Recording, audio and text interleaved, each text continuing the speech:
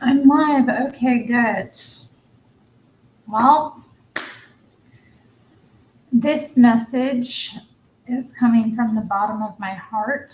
It has been on my heart the past few days that this is maybe something I should talk about here on the channel for posterity. It's a message I definitely think, in terms of the work I've done here for random people who come across it now and in the future, I just want to have this message, because it's important. And the older I get, the more important I think it is. And I was inspired, I think, recently because I saw a photo of myself. Facebook has those memories that come up.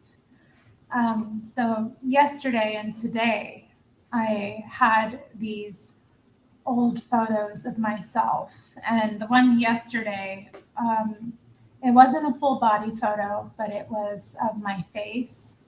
And I don't know, I had a reaction, y'all. I had a very strong reaction to it. The photo is about 9 years old, I think. And it's hard to believe I'm even the same person, honestly. Like I almost posted it as, wanting to say, like, why didn't you all tell me how fat I was? Like, honestly, just that was my first reaction, like kind of wanting to make a joke about it and laugh, because it was so shocking to me to see this photo of what used to be my face in the past. And I want to talk about this issue because I feel like it's gotten worse since I was fat. And I know this is a highly sensitive topic, and I know there's a lot of emotion attached to it, but we have to be real. Like, it's not good to be fat. It's not good to be fat like I was. I look like, looking at myself, just the face, it was like so miserable. Like, I looked so much sicker. And I had more mobility at that time, but, and I was so obviously like more inflamed, and I looked miserable. Like, I just looked so sick. And I was thinking back to that time of like what I was actually going through with my body. And I was going through some extreme stuff at that time. I don't know if I've ever talked about it on this channel, how big I got, but I'm embarrassed. I honestly am embarrassed that I let myself get as big as I did for as long as I did.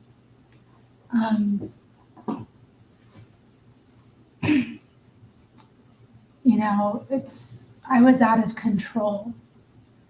And when people have, I think, other substance abuse issues, like with drugs and alcohol, or even like sex or other vices, gambling, it's, I think, a lot easier for people to talk about and name the issue. But when it comes to fat, and I don't want to say like nobody ever says anything, because they do, but it's a lot easier, I think, for fat people to be in denial because we need to eat. We have to eat every day. And, we're not going to stop unless there's an extreme circumstance. People are going to continue eating. And so there's this rationalization that we have that it's okay to continue eating in ways that are destructive. Can you all hear me okay? I didn't put in my other microphone. Let me check which microphone I actually have plugged in. Hi, Madam. Is it Seen? Madam Sane? Yeah, no, we don't want to talk about food addiction, do we? But yeah, food addiction is real, and I've struggled with it, and it can be different kinds of foods. Um, and just recently too, like it's also kind of been a conviction of mine that okay, that microphone is fine to use. Okay, that I need to also kind of get my eating under control, not because I'm eating too much, but I need to eat better. You know, I've maintained a weight loss for a significant amount of time, but my quality of diet needs to improve because it's serious. You know, we can't continue to just eat empty food. You know, the food we eat needs to be nutritionally dense and actually nourish our bodies. And so much of what is available and easy is totally devoid of vitamins, minerals, proteins, micronutrients, fats. You might get some fat. Okay, let me take that back. Fat and sugar are prevalent, and carbohydrates, but like actual food that we need to, you know, be vital and sustain ourselves is not. Or at least we're just not, it's so comfortable and easy to make bad choices. And, you know, I've gotten into habits of just eating too much refined or processed foods and sugars and carbohydrates. And, you know, I haven't put on any weight, but I know that it isn't good for me. But yeah, so that's something that's kind of been convicted in me. Like I need to eat better and do better because we get one vessel in this life, our body, and if we don't take care of it, it will go. And let me tell you, as somebody who has struggled with health and has, you know, is disabled from that, your health can leave you just like that. It can be gone in an instant. You have no idea when that, you know, that time is up. And if you are overweight, and I don't mean like 10 to 20 pounds overweight, I mean if you are obese for a long period of time, the time that you have is going to run out. You know, it may be fine, you may not be having symptoms, you may not be having issues, but eventually it's going to catch up to you. And it's just,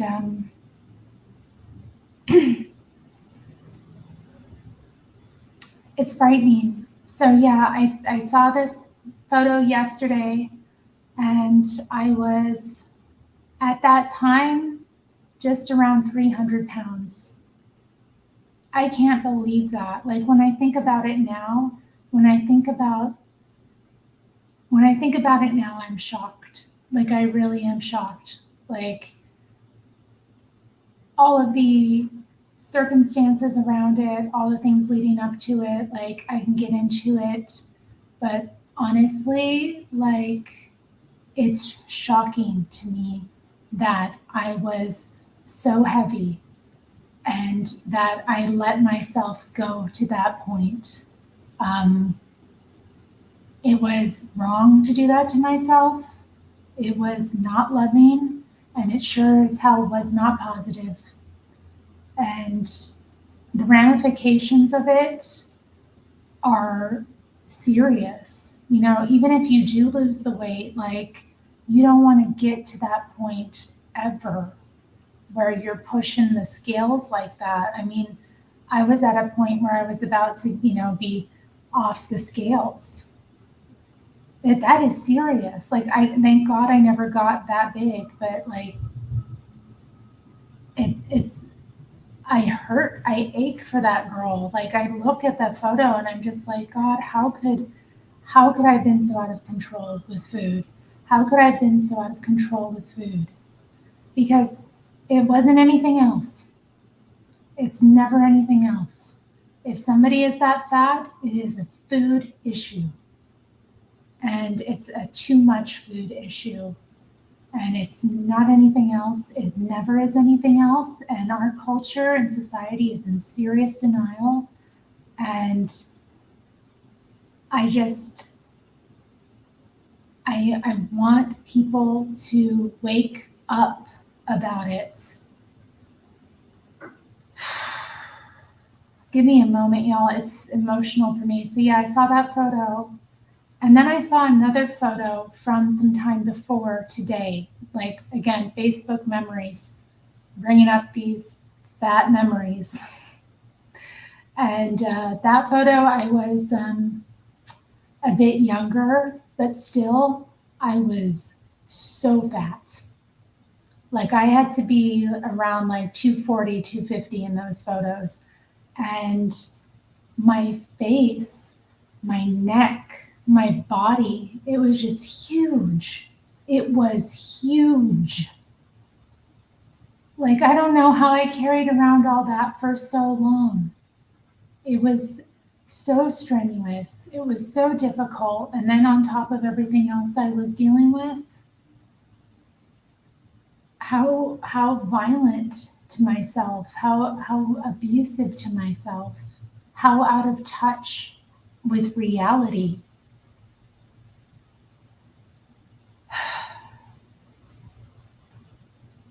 Huge wake up call for me, and definitely also a huge wake up call for now. And the fact that, I have kind of been not eating as well as I should recently. The thing about food is, yeah, the food addiction was brought up. Let's talk about that.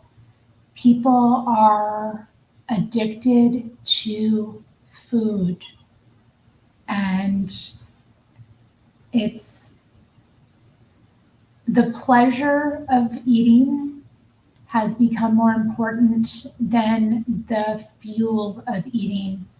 And honestly, we have such an abundance of pleasurable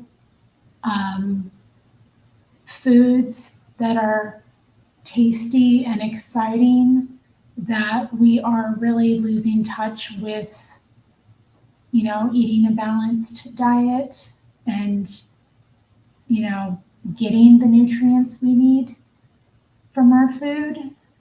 I'm not saying that, food can't be both, it can be pleasurable and it can be, nutritious at the same time. But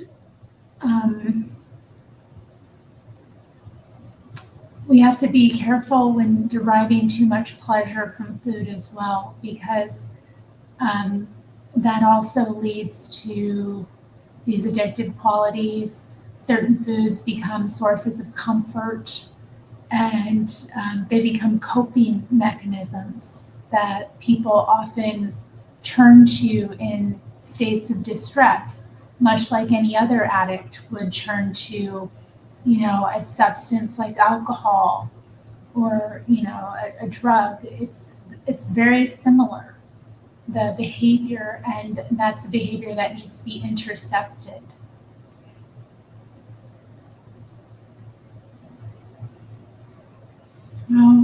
Sorry, the chat's going. Let me respond here. Seth, I struggled with extreme restriction for a long time. When I recovered, I swung in the opposite direction. Yeah, it's really common. Yeah, the binge restriction cycle. Binging was almost harder to overcome. Well, I'm glad that you're working it out, and keep on it, And if you ever need support, or a word of encouragement, let me know. I'm here for you, because it's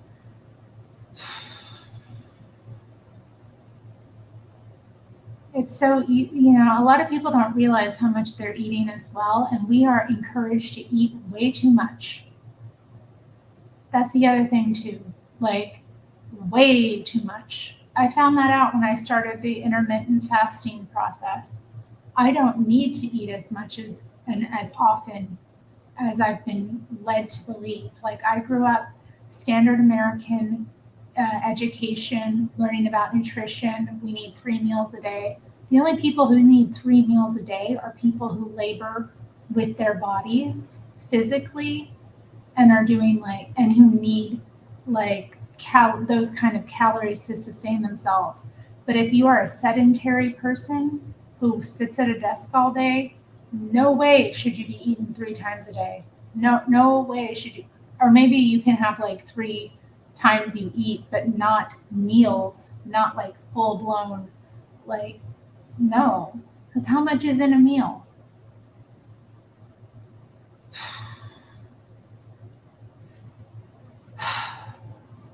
Y'all, we eat too much. And the other thing too about eating too much, apart from the idea that we need to eat 3 times a day, it's a total myth. It is a myth. It is a lie. We do not need to eat that much. And it also makes us sick. That's the thing too. The thing about eating too much food, even if you aren't getting fat from it, you're going to have other issues, because every time you put food into your body, you have to digest it. And your body does have what is it called? It has a slight inflammatory response, because there's a foreign substance going into your body. So if you struggle with inflammatory issues like I do, eating multiple times a day it's going to cause that to spiral. And if you're eating then highly processed junk foods, that's going to make it even worse. So a lot of people are really hurt. It's self-harm with food, self-harm. How can I help my morbidly obese loved ones? Honey, it's once they're in that category, it's hard. It's really hard. I know I've talked about this before, but my father was morbidly obese pretty much my whole life. He did have a weight loss surgery, and he did lose weight for a period of time, which he eventually gained back almost all of it. Not quite. He never got to be the level he was at, but he was, when he died, he was probably close to 500 pounds. So, people have to help themselves. And I mean, it's hard to say, they have to want to help. It's important not to feed their delusion or denial. It's important not to associate food with love. I think a lot of the times with our loved ones, food it's the same like dealing with any addict. They have to want help. They have to seriously want to change, and they have to commit to change. But there's so much in the culture now that has people in total denial, and I think that's important. Don't feed other people's denial about it, because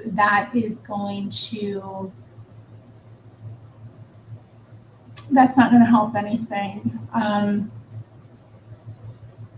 In terms of what helped me, obviously, one thing that helped me, when I was fat as hell, I'll just say, like that picture that came up that triggered me so bad.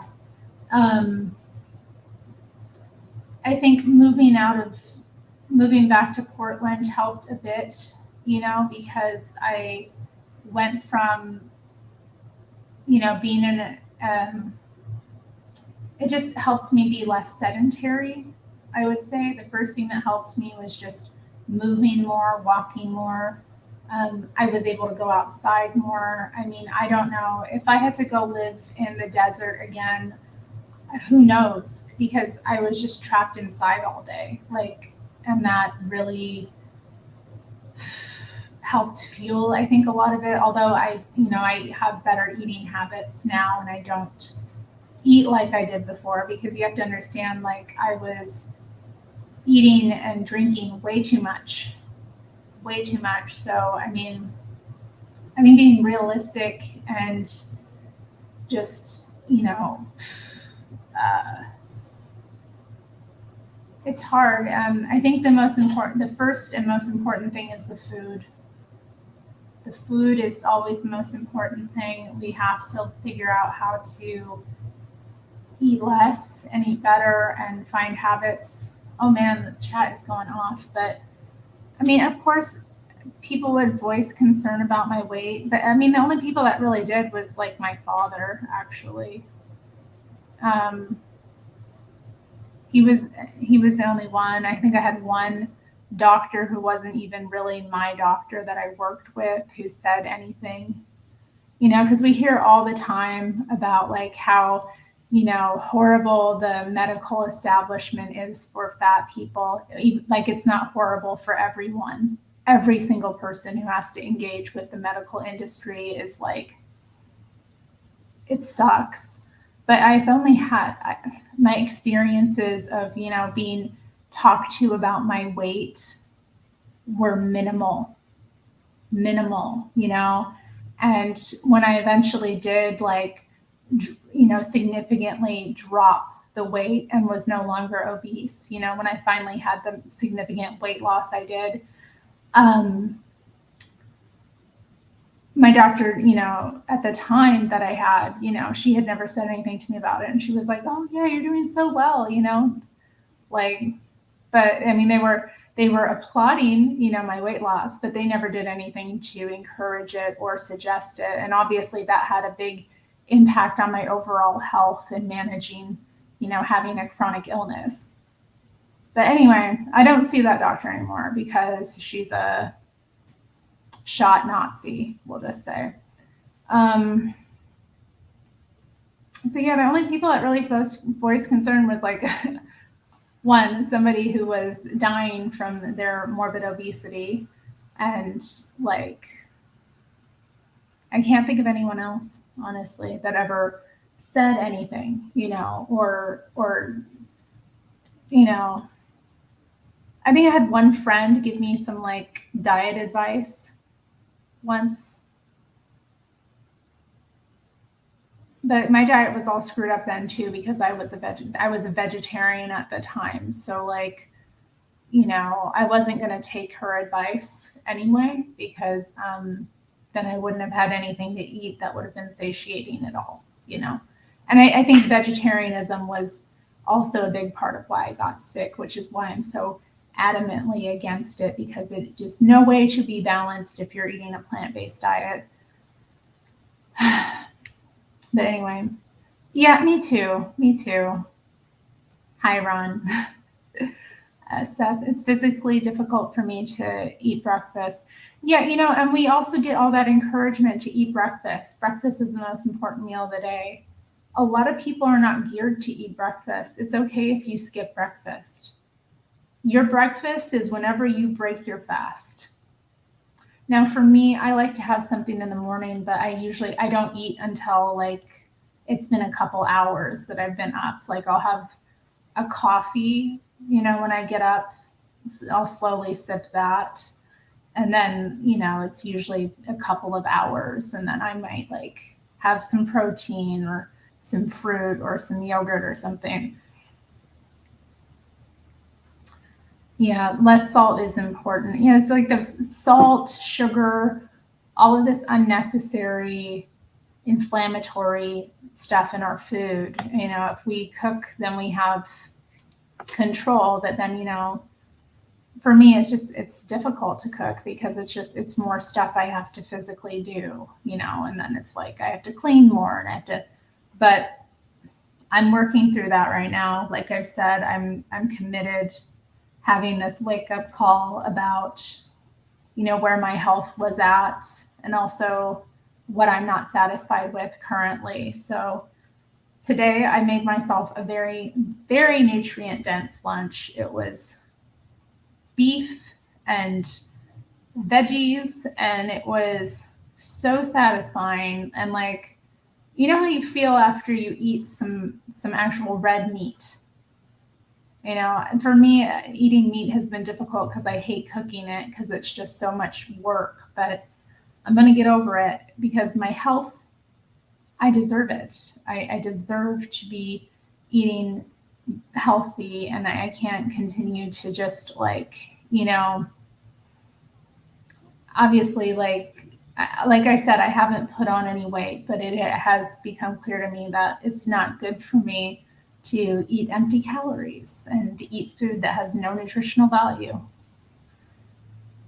Seth says you can't help people with these things. I mean, yeah, people have to want to change. They have to want to change. My mom was 5'7", 125 all her life. I am jealous. Oh man.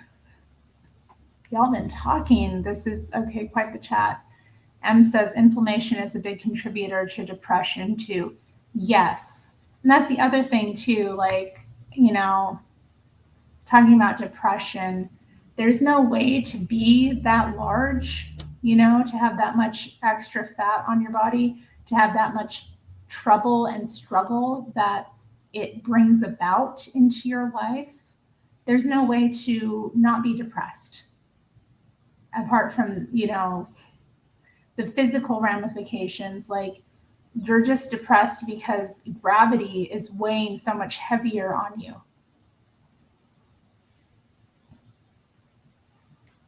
Okay, well, boom here. That is a significant weight loss. Everybody congratulate him. That is 45 pounds. That is significant. That's good work.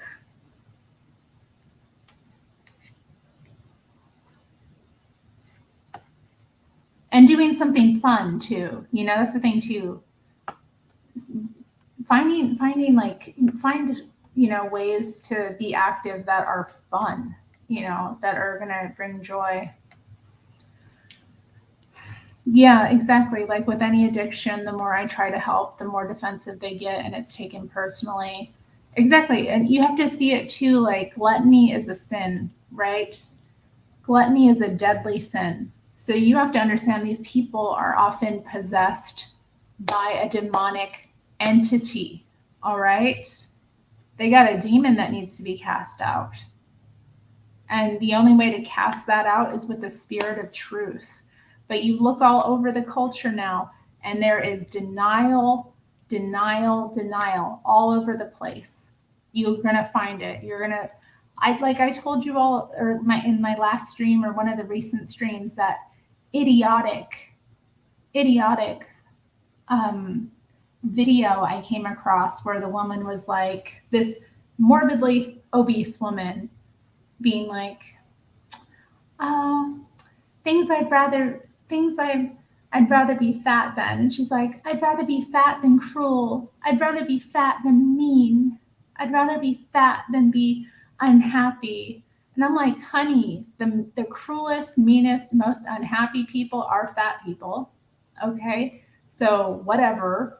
But also, like, oh, and this was the woman who also did if you ate today, I want to let you know how proud I am of you. I know how hard it was. I'm like, you don't know how hard it is to not eat. As if, lady, as if. And a lot of the times with people who struggle with binge eating disorder, which a lot of morbidly obese people have, they go a long period of time starving themselves before they have a massive binge. And they'll sit in they may eat one meal a day. They may be doing one meal a day, which is often good for a lot of people. Okay. But if your one meal a day is like 5,000 or 6,000 calories, not so much. So, I mean, there's that denial. So, a lot of fat people are now, morbidly obese people are now claiming to have eating disorders they don't have. Very famously, the fat model Tess Holliday came forward last year, I think, or past couple of years, and was claiming to be anorexic. I've seen this woman binge on camera.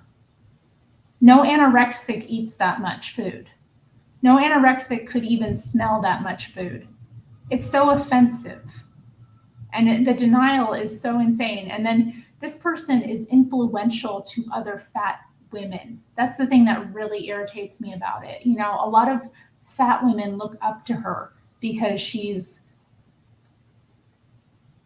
you know, well known and looks nice, I guess, in some photos. But I mean, like, if you like pan out and watch her like walk and, you know, just listen to her talk for more than 10 minutes, or even just, I mean, she uploads like horrible content a lot of the time. You know, I watched her in a video state something about how she doesn't let the word healthy be said in her home. This is a woman with children. Imagine having children and not wanting to talk to them about health. Like, that's a serious thing. Anyway, just there's so much denial out there.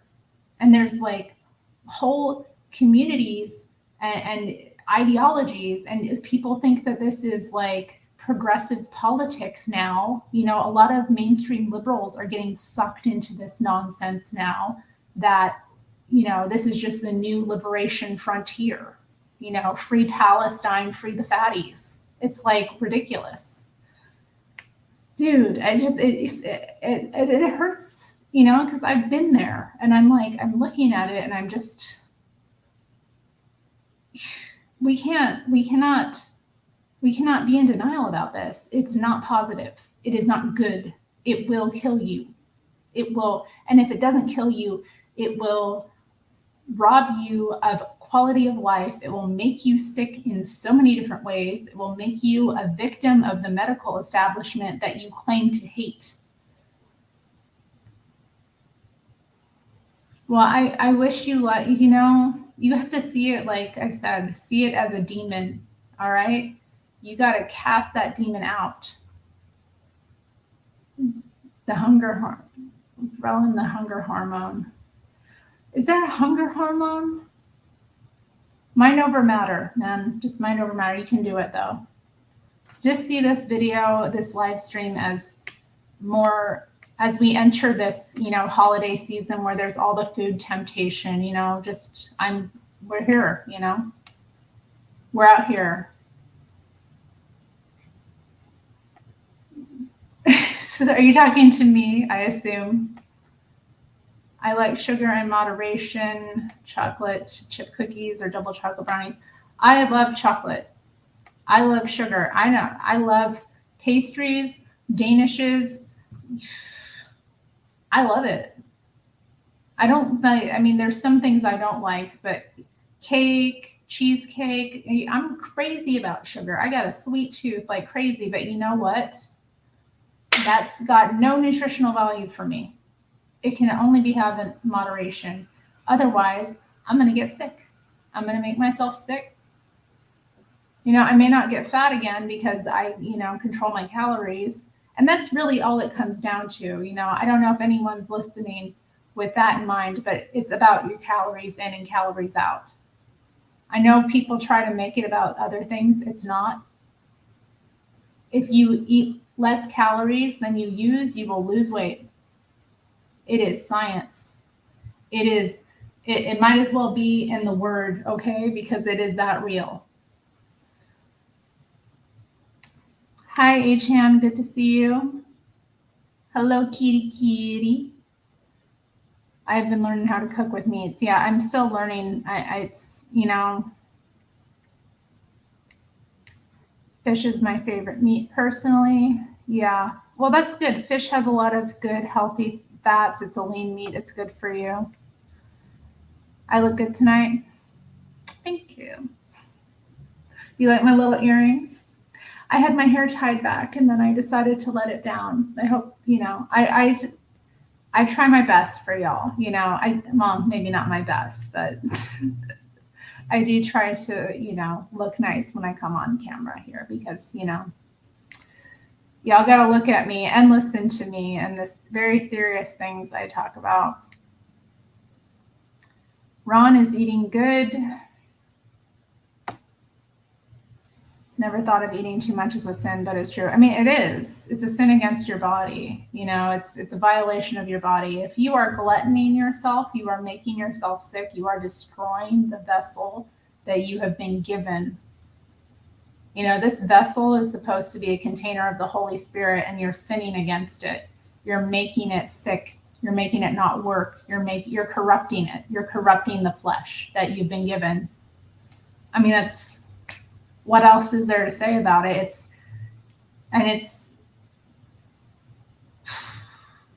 It leads to death, right? You know, sin is about, you know, the wages of sin is death. Well, what is the wages of gluttony? Eventually, you're gonna eat yourself sick and die. That's it too. Yeah, you know, that's the other thing too. Like, who profits from us being positive about fat? And I'm not saying that fat people shouldn't love themselves. They should definitely like love themselves and get real. But you know, that's the thing about love. Love is honest. Love is tough sometimes. Love does not come, you know, love is the truth. Love isn't always what we want to hear. Love isn't always going to make us feel good. But love tells us what we need to hear, not what we want to hear, you know. And a lot of this self-love nonsense that is out there is nonsense. It is pure nonsense. It is puerile. It is infantile. It is, what is the word I'm looking for? It is the most milquetoast, moronic, insipid little things that, you know, are being touted as self-love and destructive. Just totally, how can self-destruction and self-love coexist? They can't. They can't. And, you know, that's the thing. Like, if we stay fat, you know, if we stay morbidly obese, if we stay in an obese state, I'm not talking about being a little overweight here. I'm talking about being obese with, you know, way too much fat on our bodies, choking our organs out, forcing our heart to pump harder, you know, in a resting state. You know, we're going to have issues. You know, we're going to have health issues. And who profits? The medical establishment profits. You know, the doctors are making hella money off of us being sick and fat. You ever think about that? That's when I got real too with my chronic, you know, conditions as well. You know, I sat and thought about, like, how much money are these MFers making off of me, you know? And so I stopped taking the drugs that were being prescribed, because obviously they weren't doing what I needed them to do or what they claimed to do. And the side effects were not worth the little bit of relief I did get. You know, and at the end of the day, it's like, so many people are putting themselves in this position without even realizing it, you know?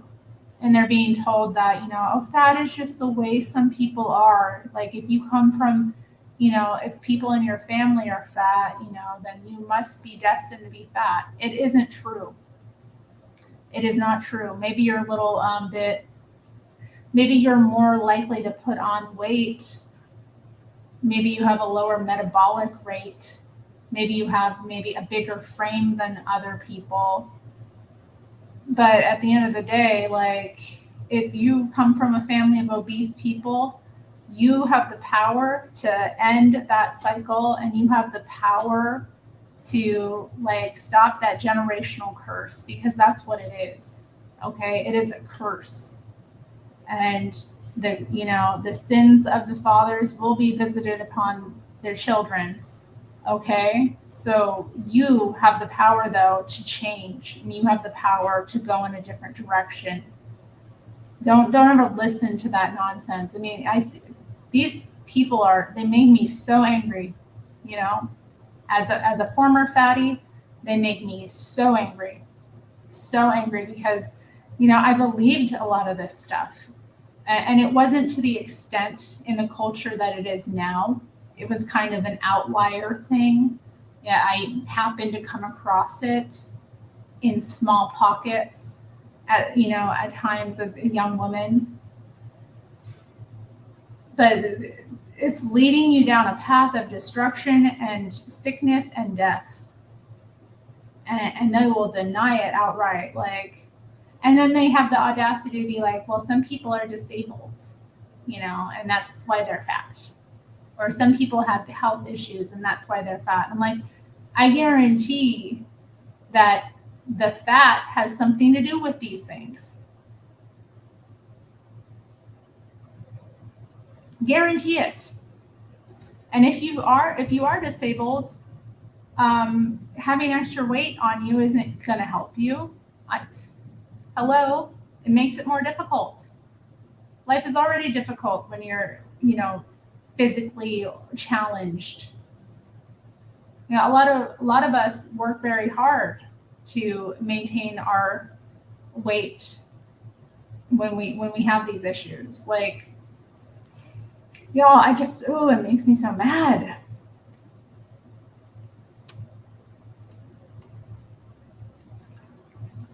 Free fatty, the Palestinians, and free the fatties, free Fatistine, free Fatistine.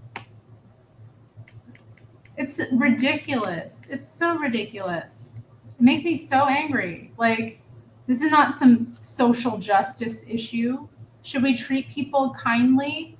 Yeah. Should we? But, sometimes you have to be cruel to be kind. And it's not, it's just they're blowing smoke up people's butts. And they're, telling people lies when these people they really need a way out, because it is a prison. And it is a lot of people who are fat, they do diets, they try different diets, they fail, and then they give up and they think it's just inevitable, when really they just haven't found what's going to work for them, and they haven't really made the commitment that no matter what, they're going to be on that journey. And it's tough. It's tough to change, but it's so necessary.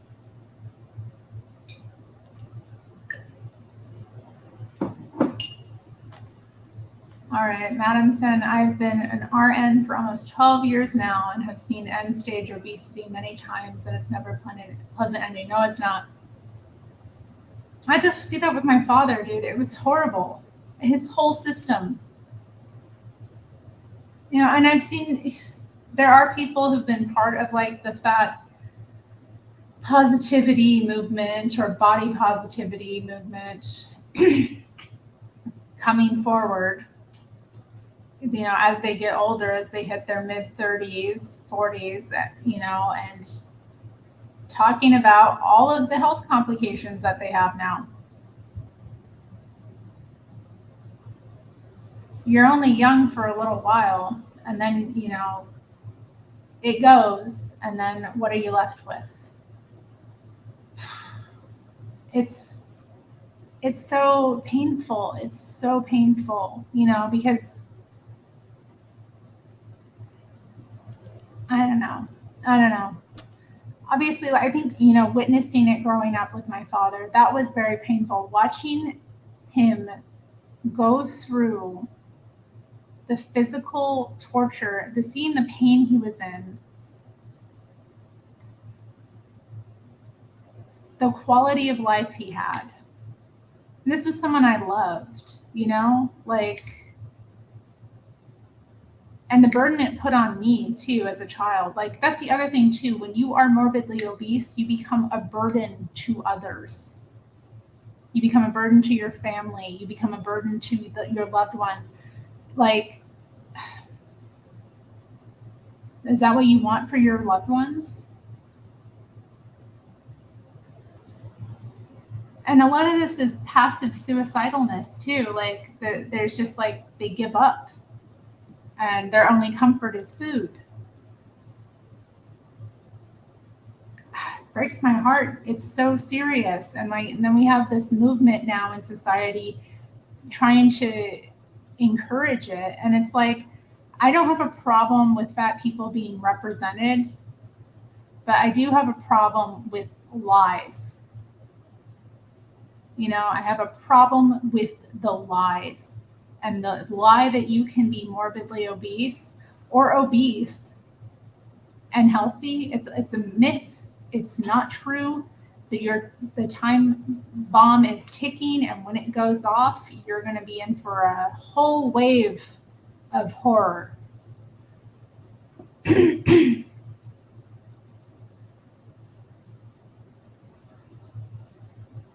Yeah, I know. It's a prolonged starvation. And you know what?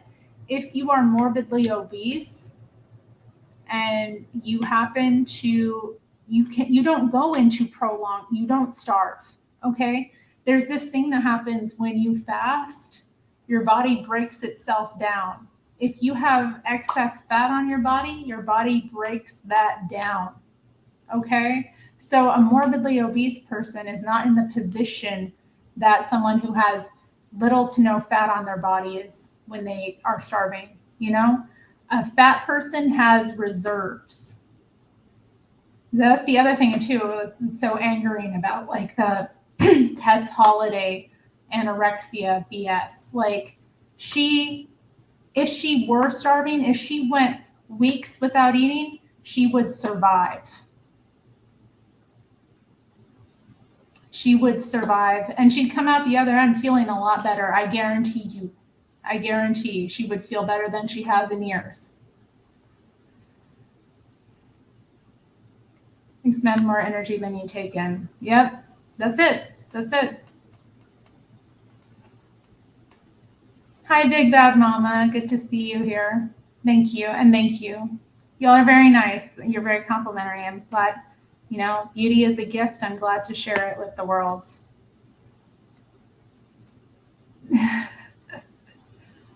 All right, thank you. End stage obesity. Yeah, it's a real thing.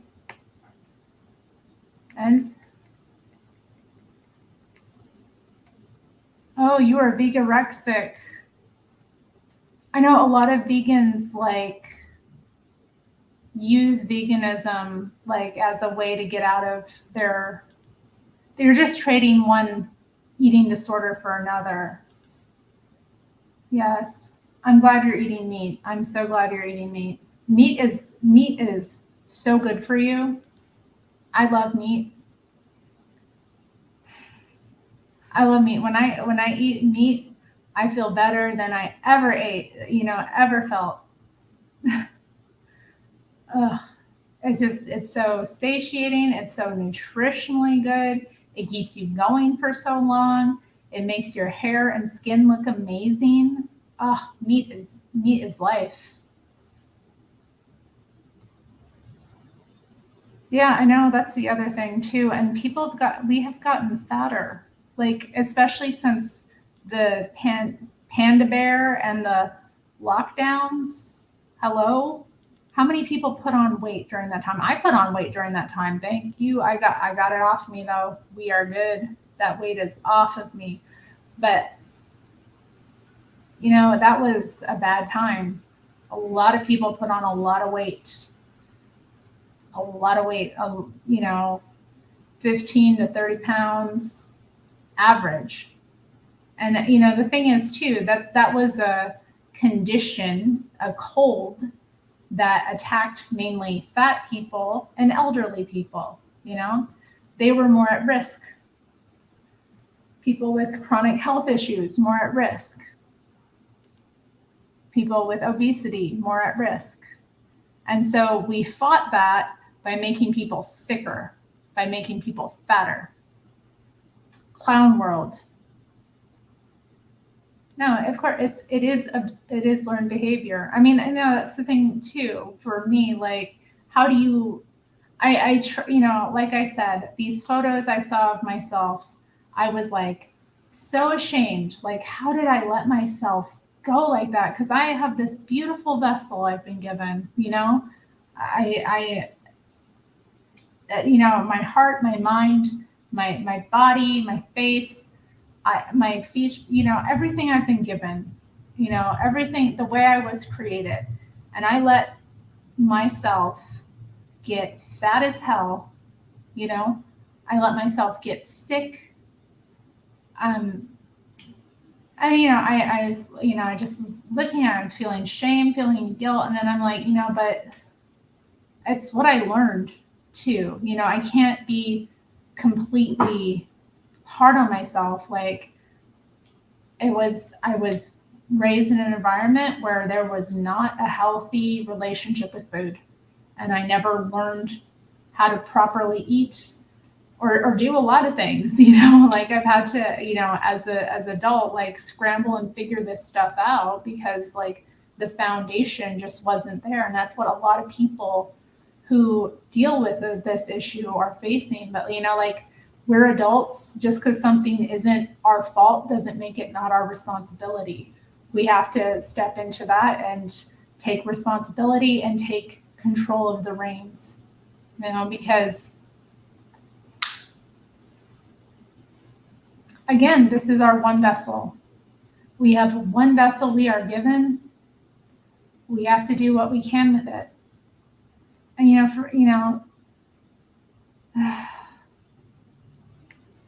too, yeah, that's a situation too, because it's not just impacting your loved ones, okay? Like morbid obesity, right? Anybody who has to help them, or help you in a caring situation, like nursing, how many people, if you have to call an ambulance, if you're in an accident, how many people are going to have to come lift you? You know what I mean? You know what I mean? That's serious. These are real things. And then how much is the nurse that's caring for you going to be, how difficult is it going to be on them? And most of the people in the nursing professions are women, okay? So you think about the impact, like all of these people, all of these women were being physically put out by this. And it's like, I'm not saying this to be hard on other people. Like, I'm not saying this to be hard on fat people, but you have to think about it for yourself. Is this what you want to, is this the legacy you want to leave in the world?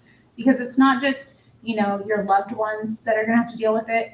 Anything could happen to you. Anything could happen to you. You could be in an accident.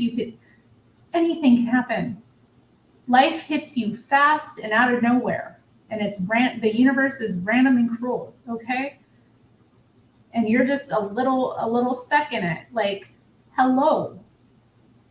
What's going to happen? What is going to happen? God, it breaks my heart. It does. Lizzo.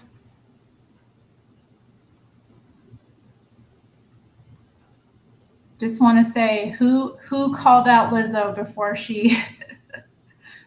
she got canceled. I was talking about her. I was talking about her fraudulentness before the stuff came out about her. I just want to say I knew. But yeah, no, I don't want to say she's never going to be a senior citizen, because you know what? I hope that she gets real help. But the issue with her is she's not only obese, she's also vegarexic. So her health is being damaged on multiple fronts. Okay, not only is she putting extreme stress on her joints and her body just by the weight she's on, the fact that she's not eating properly and she's not getting the nutritional, she can't rebuild her body. You know what I'm saying? Like, she can't rebuild collagen. She can't rebuild like anything because she's not taking it into her body. Like, when she hits the wall, you know what I'm saying? She's like when this crash test dummy hits the wall, it's going to be hard. And I don't know. I hope because of her, fame and status that she will, get it together. But like, how do you do that when your brand is your body? You know what I mean? Like, that's a problem too with this like fat influencer culture where your brand is that you're fat.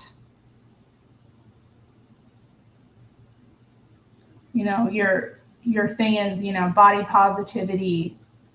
Like, how, and you make all of these ridiculous assertions that, well, I haven't seen Lizzo do this particularly, but a lot of these people claim that losing weight is genocide. Like, they're insane. They're when you scratch the surface on the like fat positivity movement, it's insanity. A lot of them have very, again, extreme rhetoric around weight loss and around like even posting like before and after photos. Like, if you post a photo of your fat body next to your thin body that you've worked hard to achieve, that is hateful. That's considered hate speech by a lot of these people. It's crazy.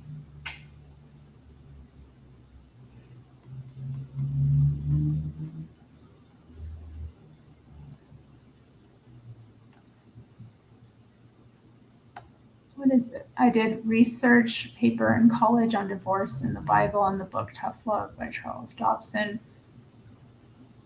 Okay. The number one reason couples get divorced is loss of respect, not money, adultery, or fatness. I mean, yeah, yeah. Indeed. I think that's very true from what I've seen. I mean, how do you stay with someone you don't respect? Yeah. How do you do that? You can't.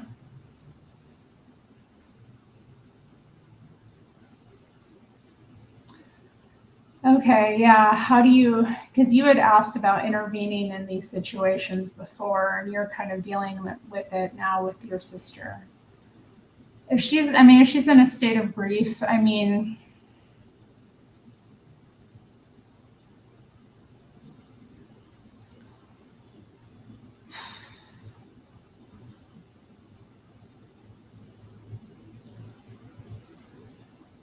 this is the thing too, like, after my significant weight loss, in 2018, I had the significant weight loss. I mean, it started in 2017, 2018, I kind of reached my plateau. I remember there were like some candies at my work.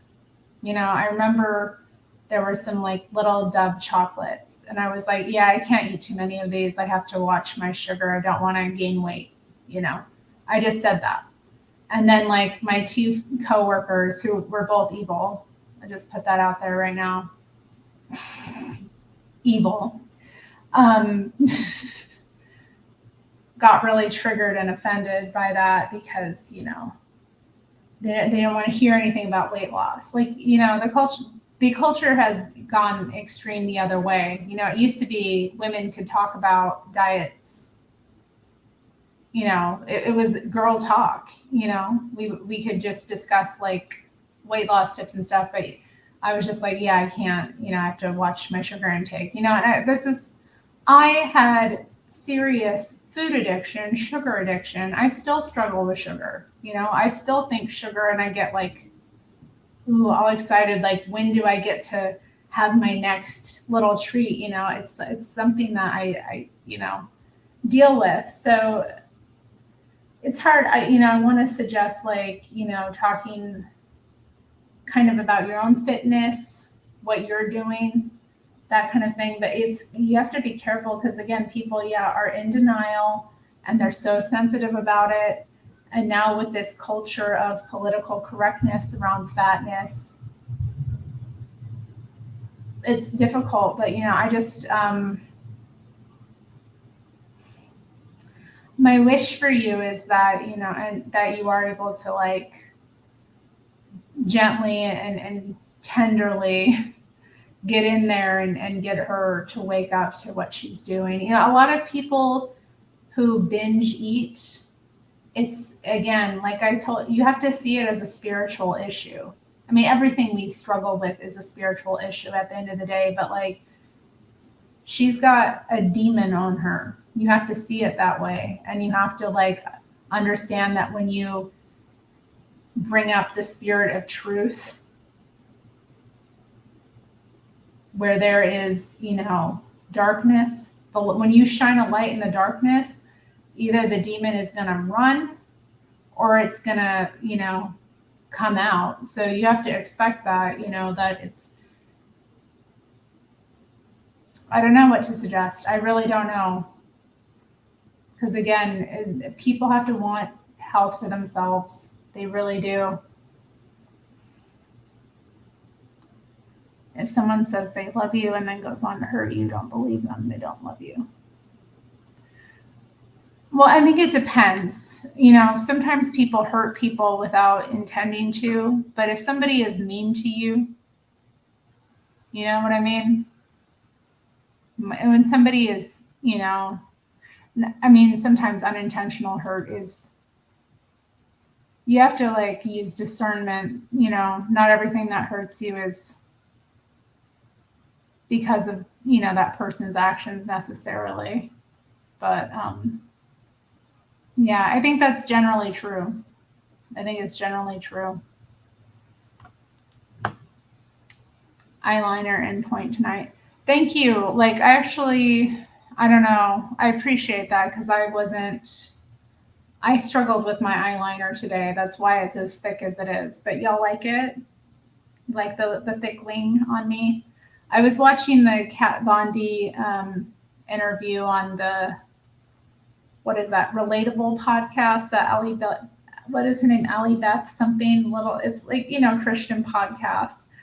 But anyway, I love that Kat Von D has, come out as a Christian, and her baptismal video I was blown away by it. It was so beautiful. And I was just hearing more about her story and her, like, testimony I was watching that today. I didn't finish it, but I think she kind of inspired me. I wasn't wearing eyeliner this morning, and my internet went down for a while when I was working. So I, like, was like, oh, I'll go do my eyeliner. I'll go get some cat food from the store. Let me tell you, the store was crazy midday as well. Like, I'm used to shopping. When I go to the grocery store, it's like before 7 a.m. because I don't want to deal with people. And I went midday and it was crazy. And, like, all the crazy people were out. And let me tell you, these store detectives, the, like, loss perfection detectives, aren't fooling anyone. Like, I could tell you were a security guard right away, dude. All right, everybody wish Seth well. He's got COVID.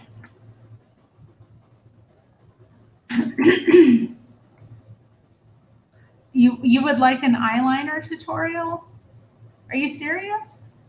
I haven't even thought about doing makeup tutorials, but if you would like to see how I do my makeup, I could show you. I don't wear. I mean, what do you mean? This was some struggle. I actually ended up having to, like, fix it because they were uneven, and they still are a little uneven. They look better. Like, this side is more pointed than this side. You can tell, but they came even enough. So I don't know. But I'm glad you like it. I'm glad you like it. I have strong legs. I can 150 in my shoulders, giddy up, but over 200 I might need to drag you.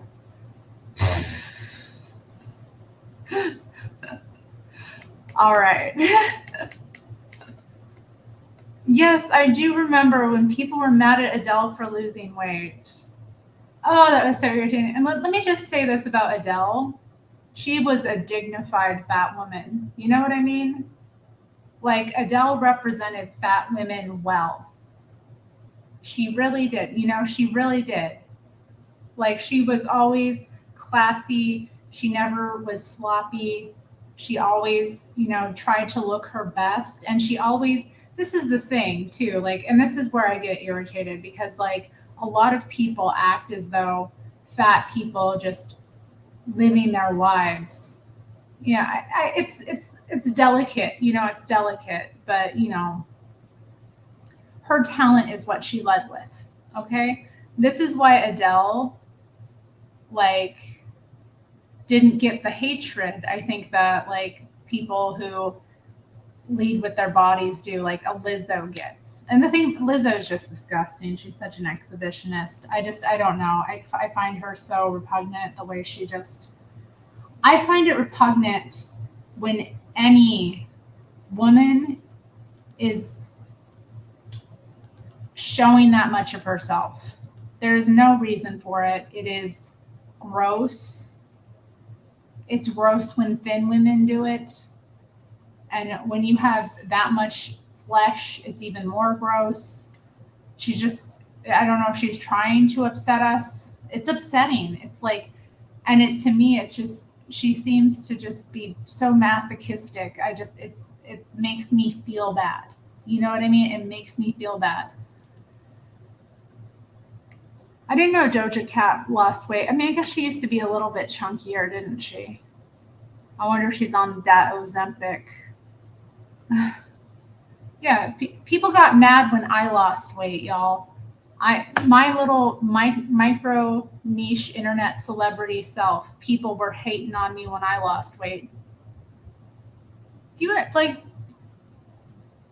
miserable people don't like to see other people doing well.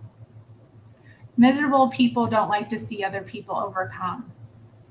And that's the other thing, that the whole fat acceptance, fat positivity thing is a crabs in the bucket mentality. It's just, nobody's allowed to escape. If you escape, you're the enemy. If you go on to, overcome your overeating, if you go on to overcome your corruption of your flesh, if you go on to no longer glutton yourself, and you overcome your imprisonment by food. I mean, that's what it is. I mean, again, like, what does the devil do? The devil enslaves us. If you can't move your body because you've overeaten, if it's stressful to you, like, that's enslavement. You have been enslaved. But somebody gets free. They get to, wear clothes they never wore before, or whatever. They're just, yeah, people hate. They're miserable people. Misery loves company, right? Miserable people want to bring everybody else down to their level. And if anybody rises above their level in their own messed up perceptions, then, all the hate and hell comes out of them.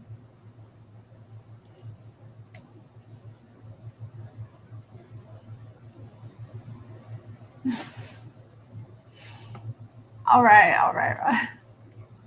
Leading by example is always best. Yeah.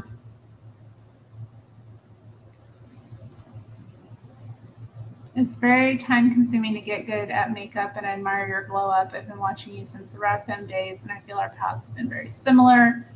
Beauty is indeed a gift you wear it well. Thank you, honey. Thank you. That's sweet. I mean, you know what it is with me with makeup, like I said, I just made a commitment, okay? Every morning I get up and I go to my little feminine, area. I go to my vanity area and I create myself as a woman. It's the best thing you can do. You go there and you think, how am I going to take this canvas I've been given as a woman, and I play with it. It's play. Every morning, that's what I do. I made that part of my life. And so if you do that, you will eventually get good at it. And you'll have some days where you look a little more clownish than others. But again, remember, it's play. For me, it's about play. I go to the mirror in the morning and I think, how will I construct Terri today? How will I put her forward into the world today? It's like dressing up. It's a game, and it's part of how I've cultivated my own femininity after, having so many years of, being out of touch with it.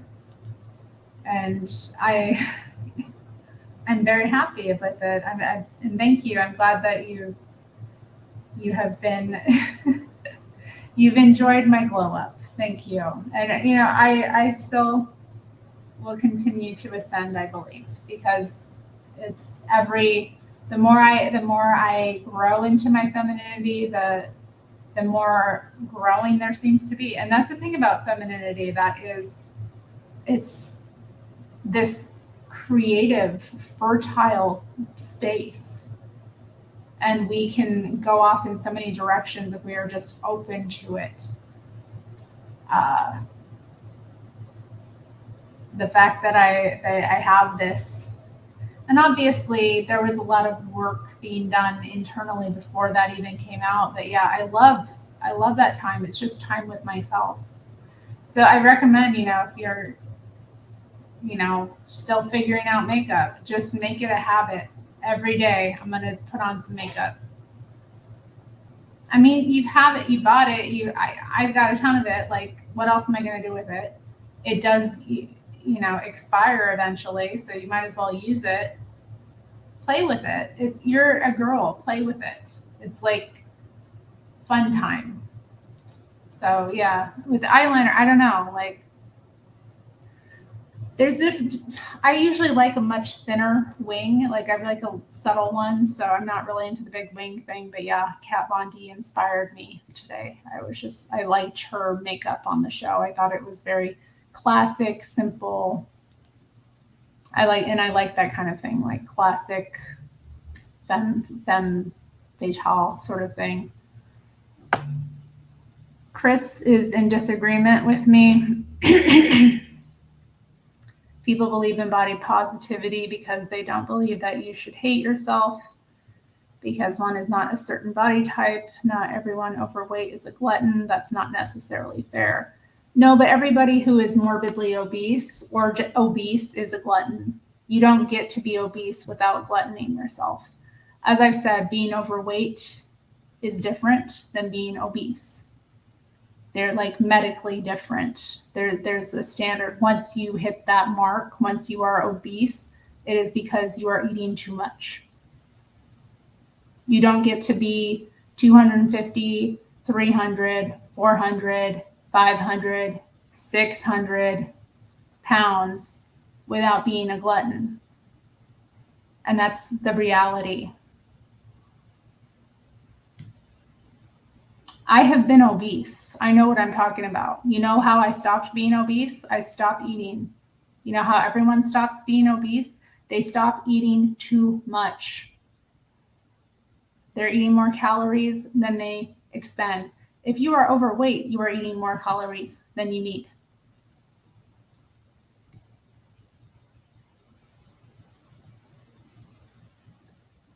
I don't know. Like, I don't, it's what positive, like, there's nothing positive about this.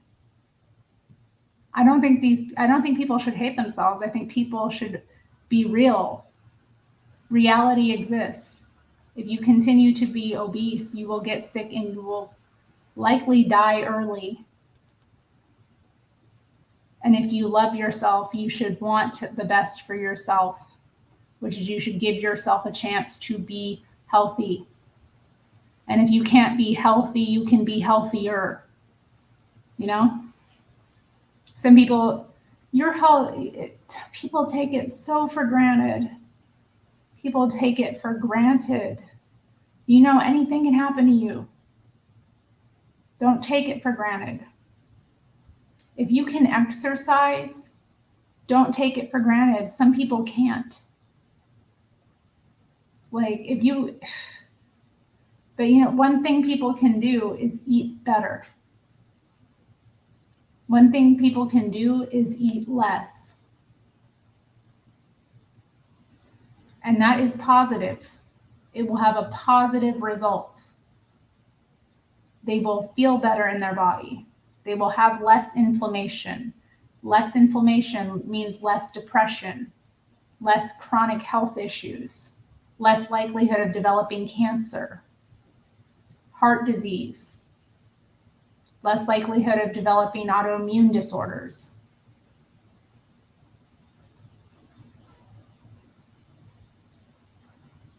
I don't know, man. Like, I don't know. Like, I don't want people to hate themselves. I want them to love themselves so much that they get healthier.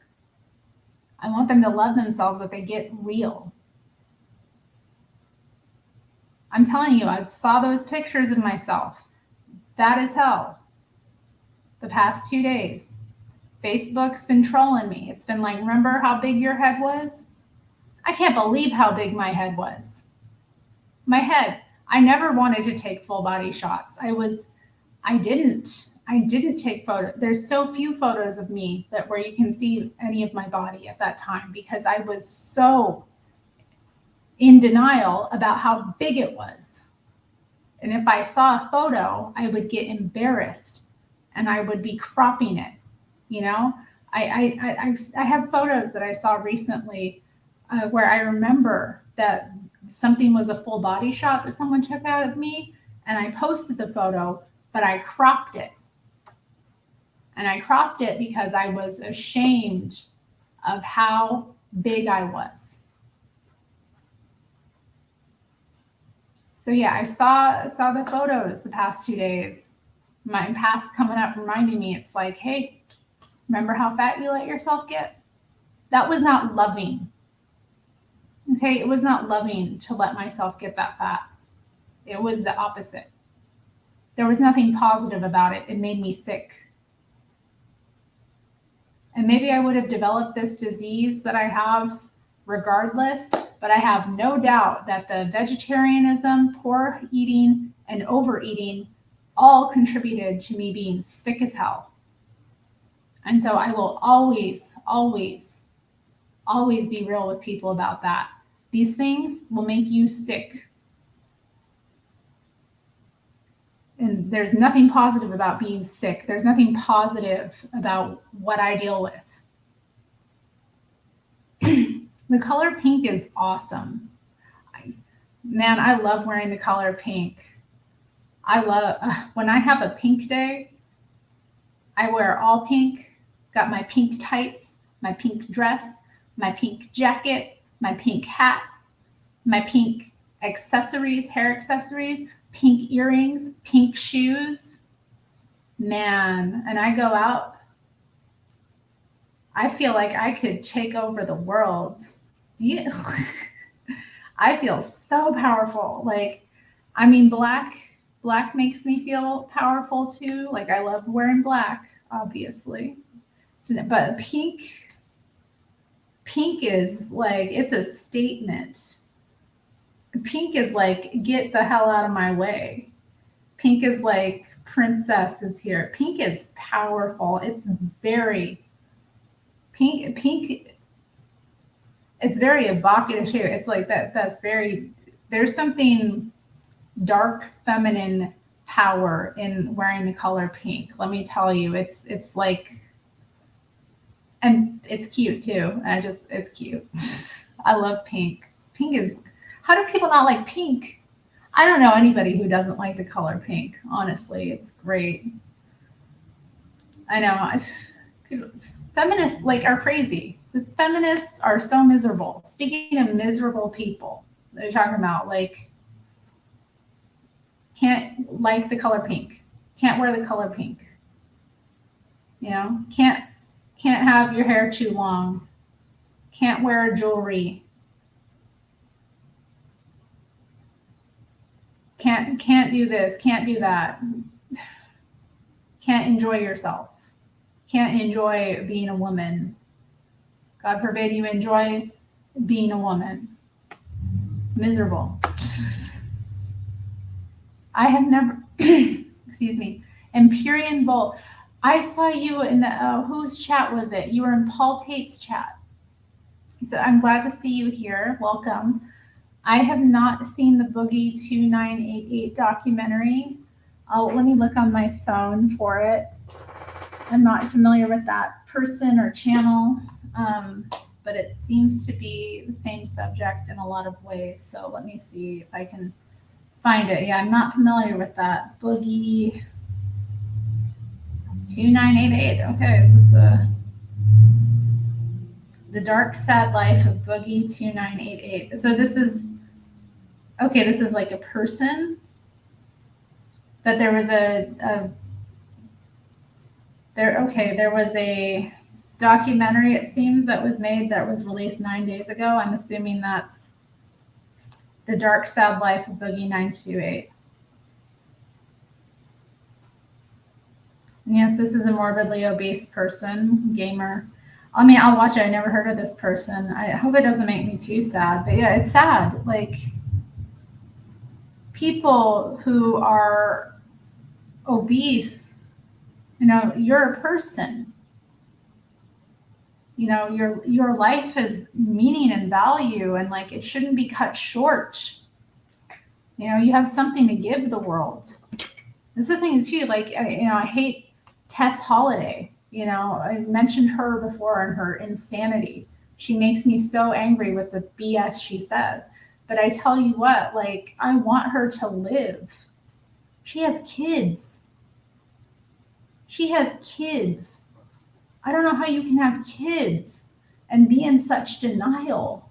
You know, she's in denial. The denial is hard with her. Like, with at least with a lot of these other ones, like, you know, they're at least attempting to change, you know, they're making changes, they're losing weight, they're getting surgery, you know, going on.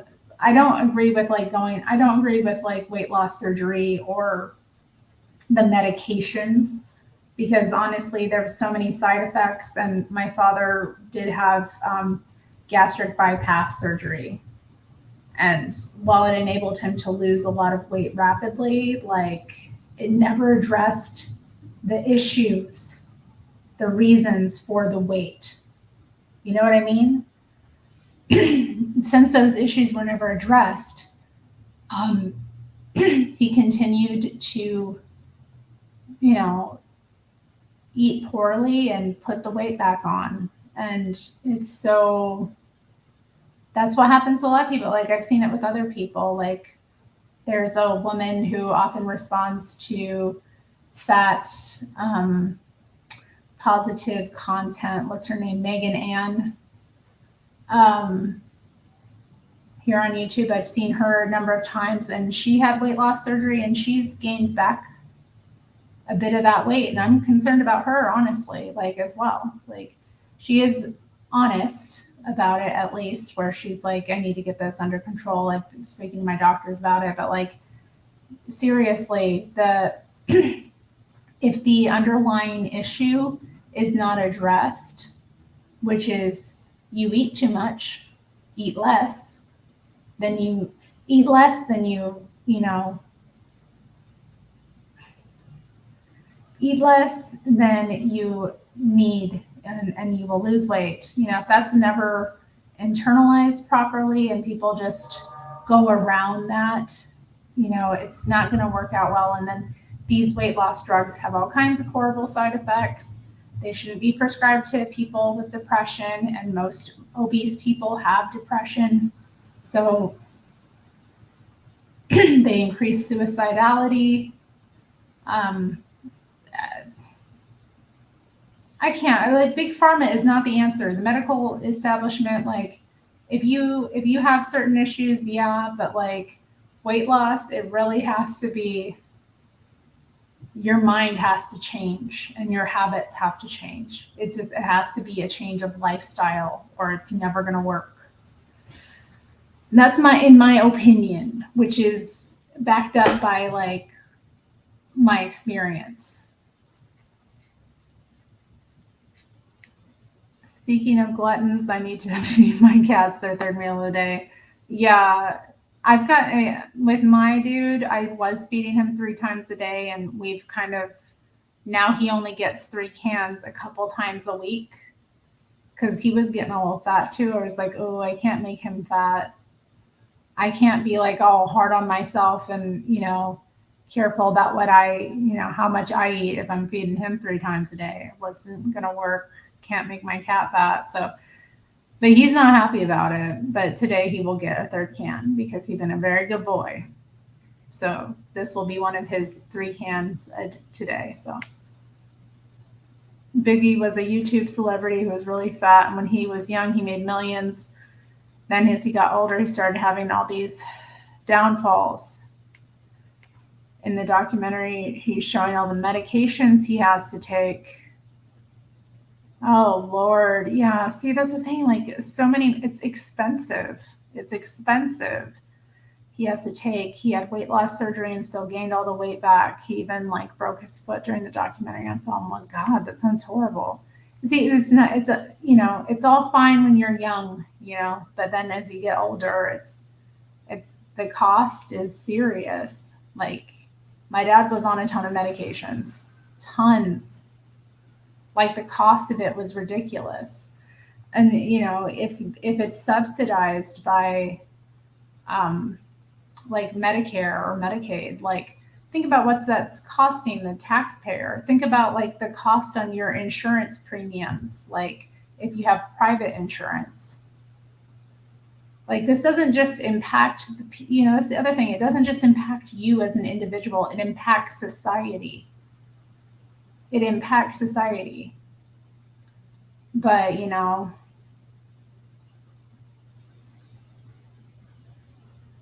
and how much are these weight loss drugs too? I'm hearing how much people spend for them, and you're only going to lose up to 20% of your body weight. And if you're morbidly obese, that isn't enough.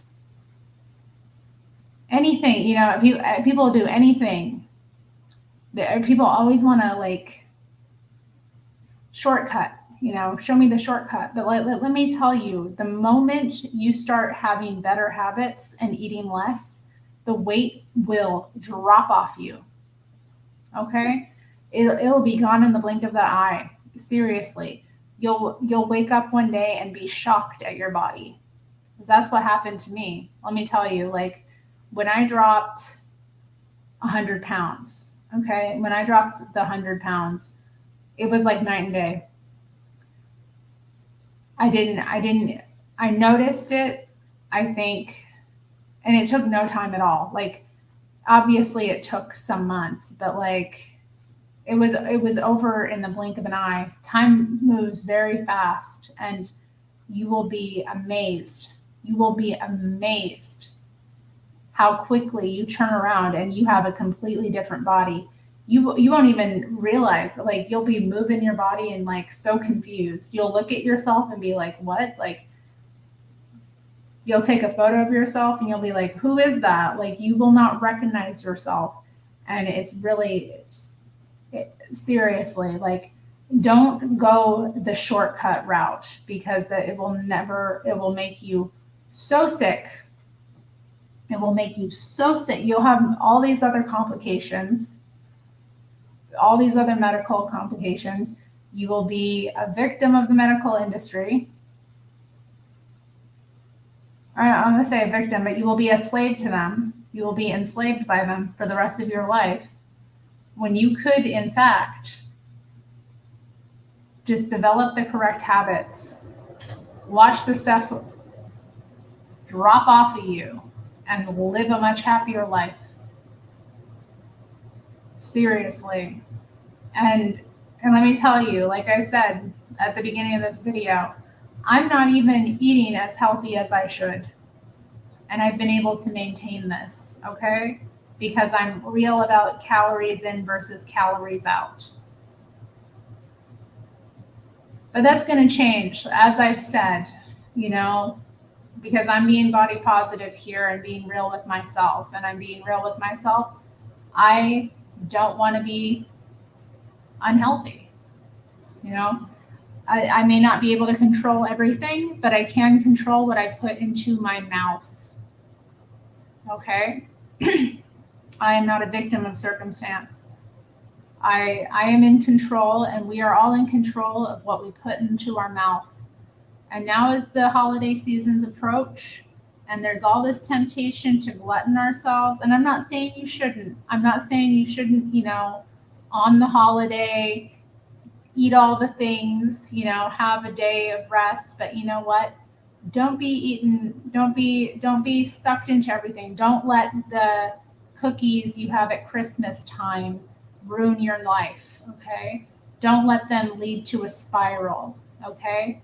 Enjoy yourself on the day, and then get back and have healthy habits the next day, and make sure you are eating nutrient-dense food and eat meat. Make sure your plate is mostly meat, okay? Meat, some vegetables, complex carbohydrates, none of that ultra refined, processed nonsense, okay? Make sure you're eating real food. Okay? Real food. Thank you, Empyrean Bowl. I like your streams though. Real talk. This is the first time I've seen one live. Subscribe. Yes. Well, I'm glad you're here. If you drink, quitting drinking will make the weight just fall off. That is so true. I don't drink, so I cannot comment, but I've seen it with other people, and that irritates me, But okay, let's say this. Maybe you drink, I don't know, like flavored lattes or soda. Maybe don't drink your calories. That's another big thing. Yeah, another big thing people do. Do not drink your calories. Be mindful of how many calories are in your latte, your mocha. Because a lot of people, they'll get, that's a treat, okay? A flavored latte is not an everyday thing. It is a treat. Looking at, a lot of the times, if you have a 12-ounce, let's just say mocha, you're looking at 300 to 400 calories most of the time in that. You know how many foods have that many calories, like foods that actually have nutritional value? The problem with drinking your calories is that it's generally empty. There's generally no nutritional value. It's generally all sugar and empty calories. You don't get full off of it. If you do drink coffee, for me, I love coffee. I'm a coffee addict. No shame. The one thing that really helps me was stop putting sugar in my coffee. I used to drink it with sugar. One day I stopped. One day I was like, you know what? Stop putting sugar in your coffee. Just get used to it. And I got used to it. And now I would never put, like when I drink my regular coffee, I would never put sugar in it. I don't want it. I drink a latte, like a regular latte, and that's a treat. I drink like a pumpkin spice latte and I'm like wigging out. You know what I mean? So just be mindful. A lot of it is just like recognizing what you're actually putting in your mouth. That's what a lot of it just comes down to. We are in denial as a society about what we're putting into our bodies. And just ask yourself, like, is the calories I'm going to get from this, are they going to like actually serve my body in any way? Or is it just going to be empty? You know, when we take in calories, there should be some nutrients attached to them. I'm a fan of real stevia as opposed to fake stevia. What do you mean? What? I don't know. I'm not a fan of stevia. I'll be honest. I just get used to not having things be sweet.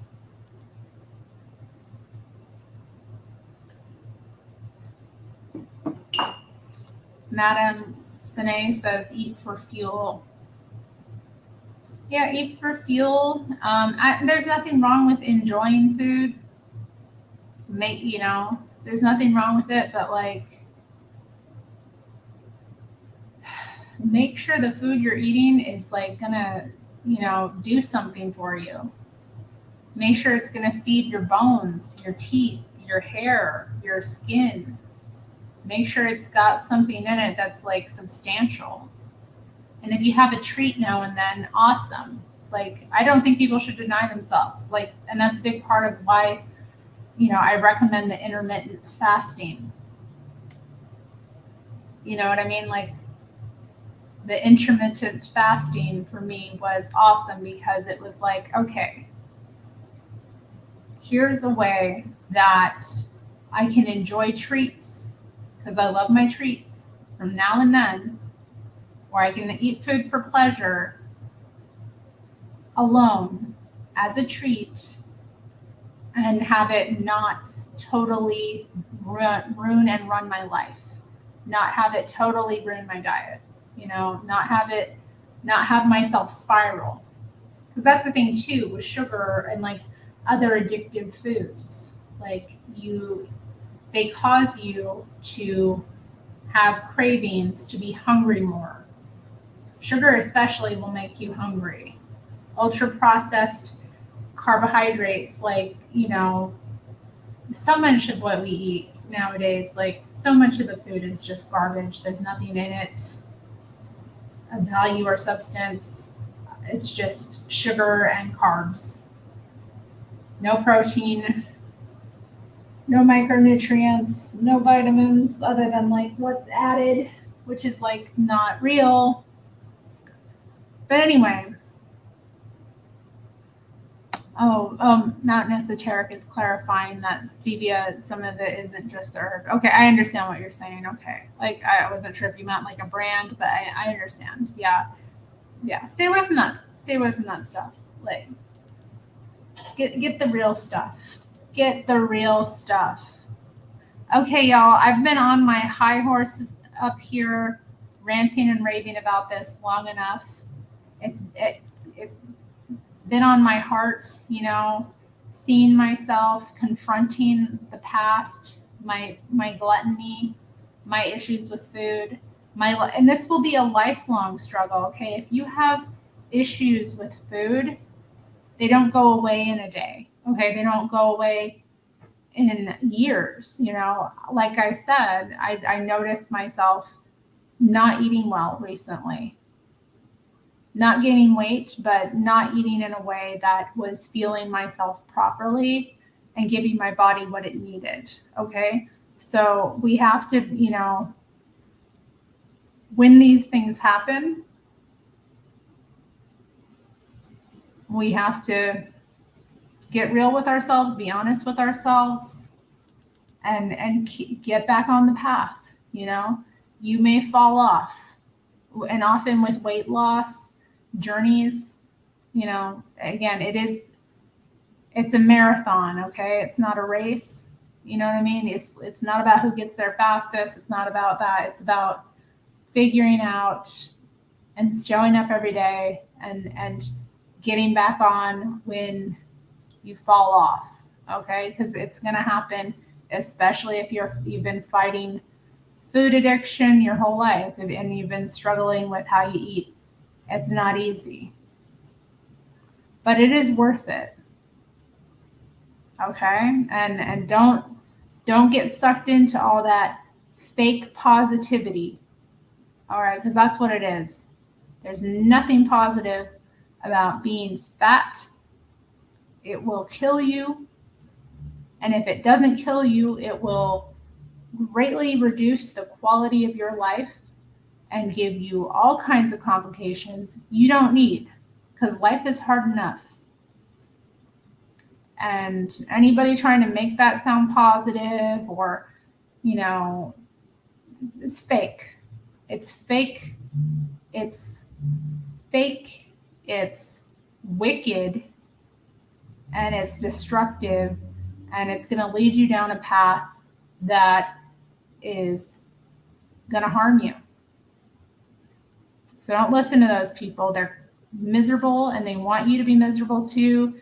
And they'll wrap it up in a package of fake saccharine sweetness, and it's poison. All right. What does the devil do? He comes disguised as an angel of light. Okay. So get real. Okay. So much of this nonsense out here that's portraying itself as positive and liberation. It's fake. Would I respect someone if they were overweight? What do you mean?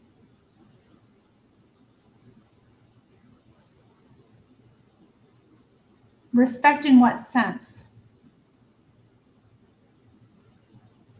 I don't see like being overweight, as I've already stated, is different than being obese. Okay, so let's again, overweight, not the same thing as obese.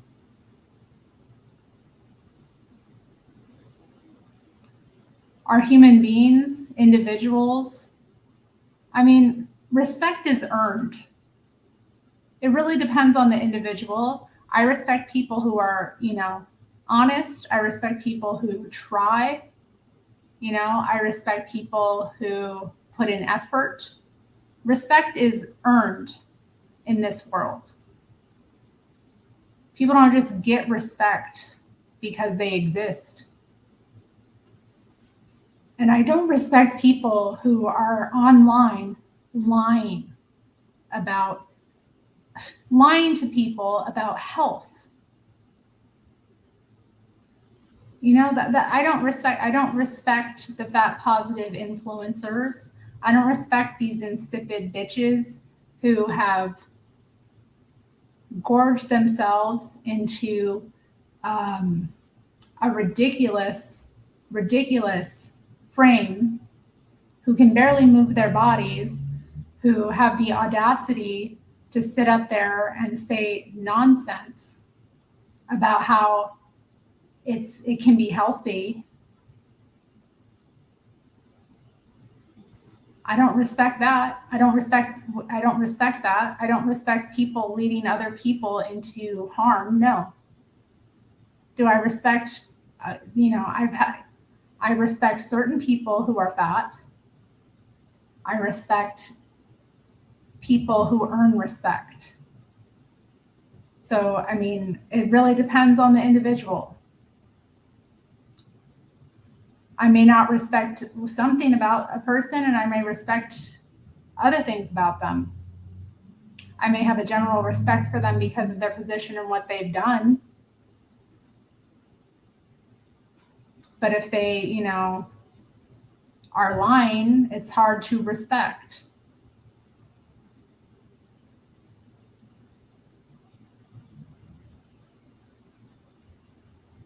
I mean, I don't know. That's a very hard question to answer because it's like, just because someone is overweight or fat, I might respect them. Yes. It really depends on the context. If they're a liar about their fatness, and if they're leading other people into accepting fatness and not doing anything about fatness and being complacent in it, then no, I don't respect that. I'm angry about that because it messes people up. It leads people into sickness and death. It leads people into diabetes. It leads people into heart failure. It leads people into preventable diseases. People have limbs cut off. People can't properly clean themselves. People become dependent. People end up disabled. It's horrible. I can't respect somebody who's online lying about the effects of fatness, or anywhere on the street corner, in a magazine. I don't respect that. But if a person happens to be fat and is respectable in other regards, yeah, I'll respect them.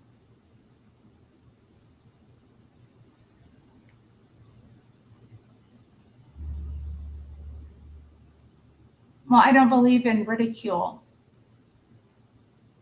No way. I don't believe in ridicule. You know what I mean? No, you shouldn't ridicule people.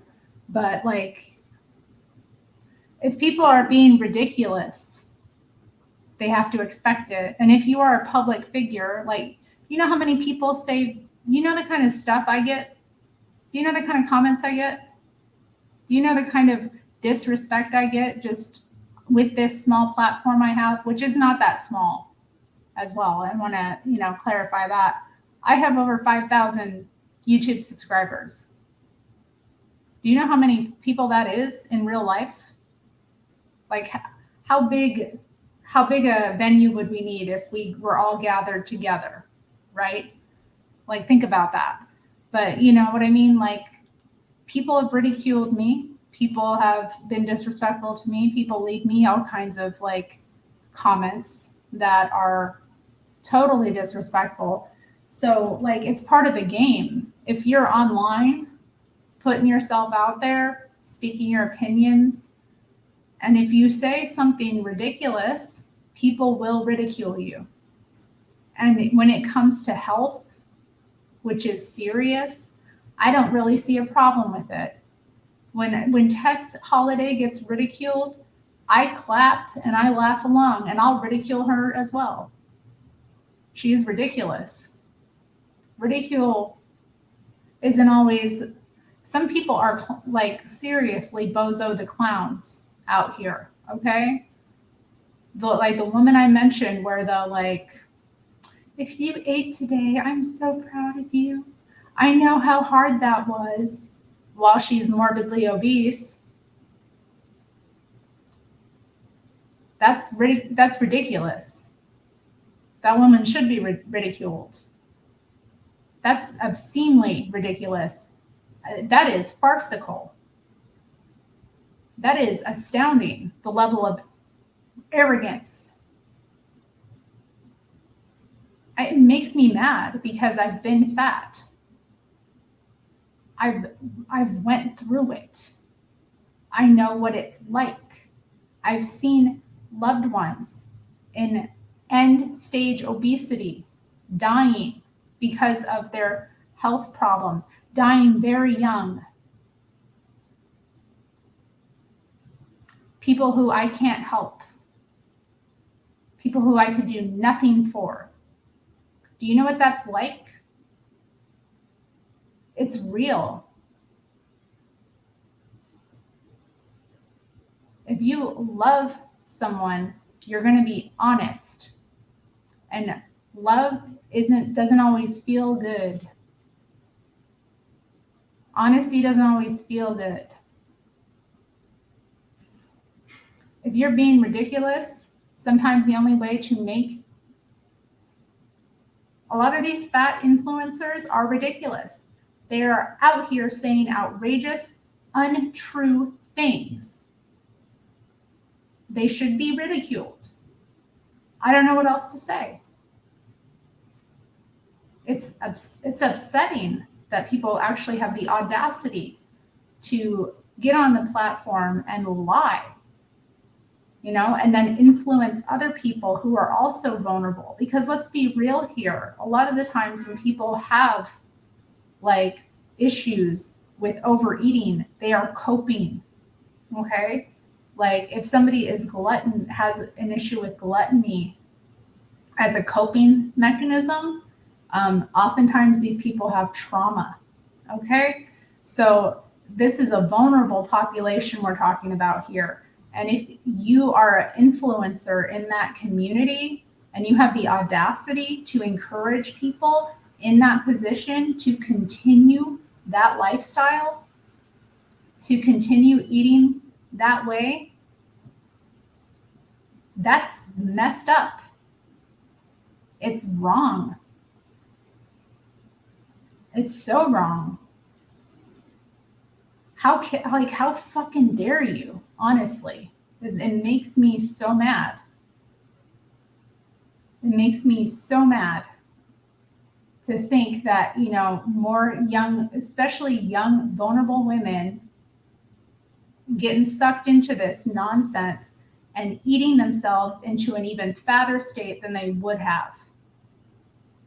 Because they have this echo chamber that tells them, yeah, it's fine. Watch me eat, what I eat in a day as a fat person who doesn't want to who isn't trying to lose weight. And then it's like every meal, they would have been fine eating how much they eat in a day is how much a lot of people eat in a week. And it's all ultra processed fast food. This is going on. And there's no shame. The audacity is real. And they're influencing other people to behave that way. Dude, it makes me I'm serious. I'm not thank you, Chris, for being here, honestly, because I'm glad that there's pushback because, man, I was about to wrap up and let you got another 20 minutes out of me. It upsets me. I don't want people to be in this position. I want people to be better. I don't want people to go experience what I did. Man, I was fat. I was fat as F. I was a fat ass. I was eating way too much. I was abusing myself.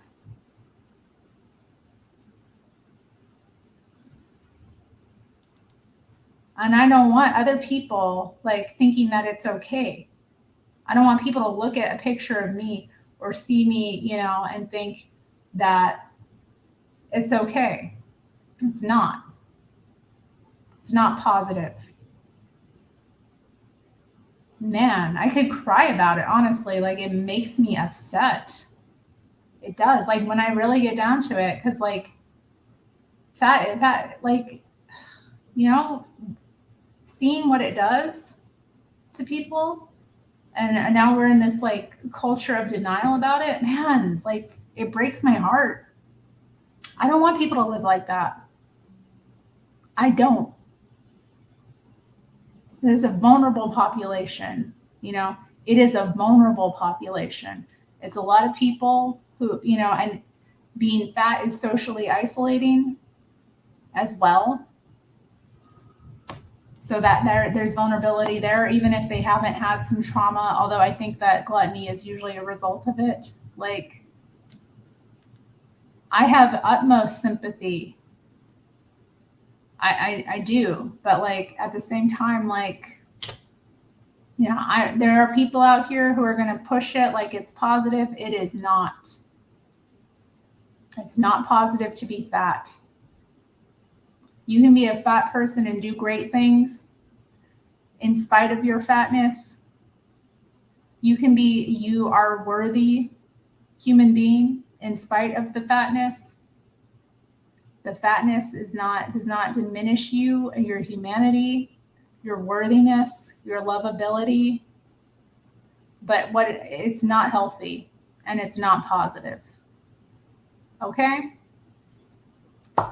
And if you're in denial about it and you're pushing that narrative and you're influencing other people to go down that dark effing road, I got a problem and I don't respect it. And if I come across it, I'm going to find it ridiculous. And if you get ridiculed by somebody meaner than me with more time on their hands, I don't care.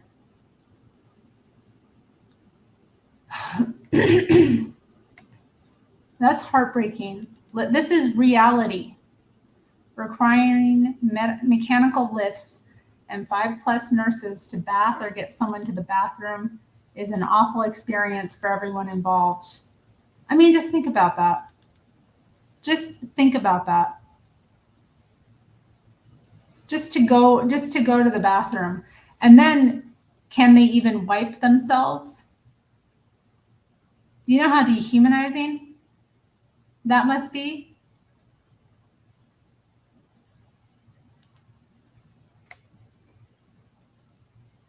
But you should love yourself. If you love yourself, you will not let yourself get to that point. You will wake up and do anything you can to lose weight. That's love.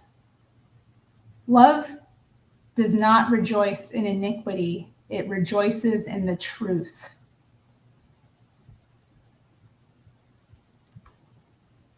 Seriously, hell no. I'm sorry, honey. I can only imagine. I don't know how people do it. I could never. I mean, I don't even have the physical capability because I am disabled, so I couldn't. But I don't know. And that's the thing. We got more people getting sick like this. More people getting sick, and then we have assholes out here in the world encouraging people to stay on that path because weight loss is genocide. Hell no.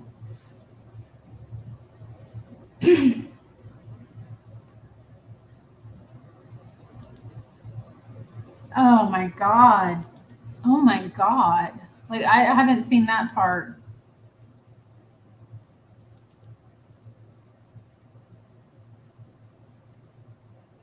I've often seen rationalizing major physical limitations with an end age of 50s and 60s.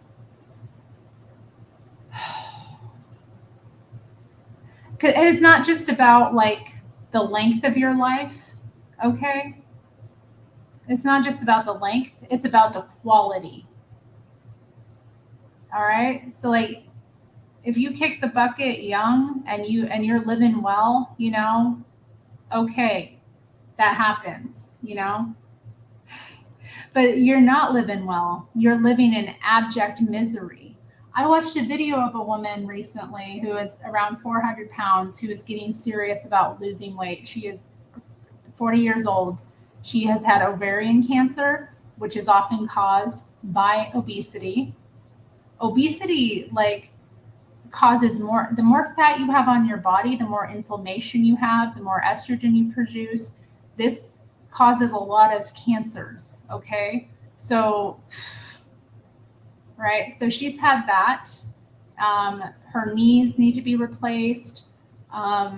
She had to have her gallbladder removed. Because of the, having her ovary, because of the ovarian cancer and the hysterectomy she had to have, she now has pelvic floor issues. So she is incontinent. And this all hit her fast, okay? This hit her, bam. She was fine. She was one of these fine, happy, fat people who loved herself the way she was. And then 35 years old hits. And then it's bam, bam, bam, bam, bam. Health issue after health issue after health issue.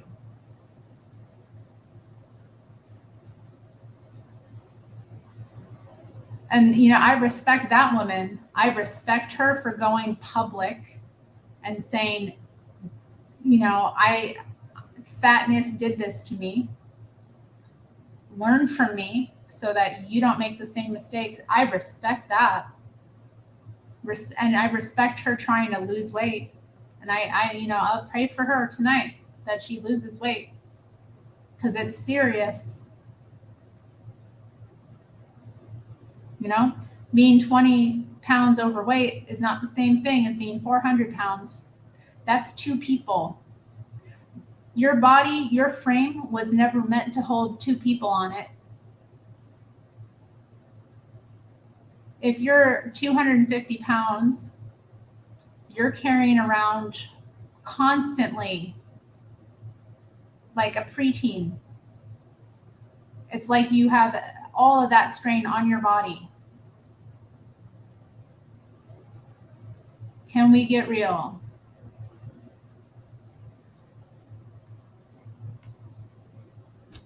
They can't wipe or bathe themselves as all. Over a decade as an RN, I have seen some shit. Dude, that's grim. That is so grim. I'm so sorry.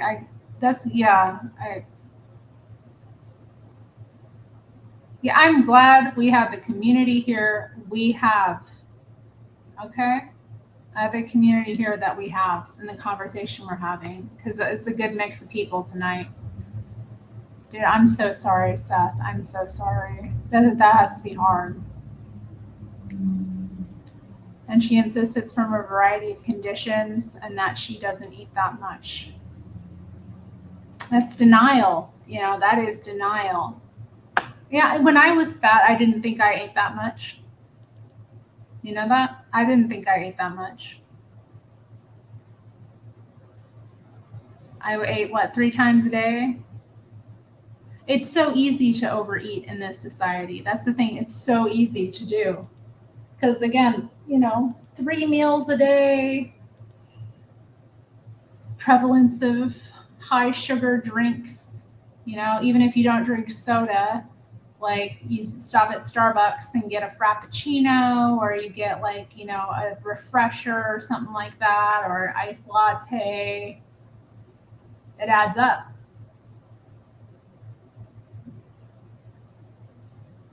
And a lot of people their only joy is food. Food is that's another thing about food addiction. It's that's one of the few joys that they have. One of the few pleasures. So it's hard to part with. It is like dealing with a drug addict. The denial. That denial. You don't get over 400 pounds by not, girl, I don't know what to say.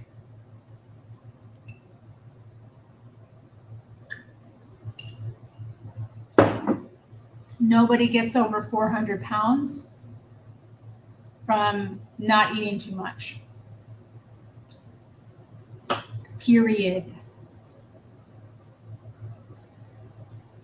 It doesn't exist. It's a lie.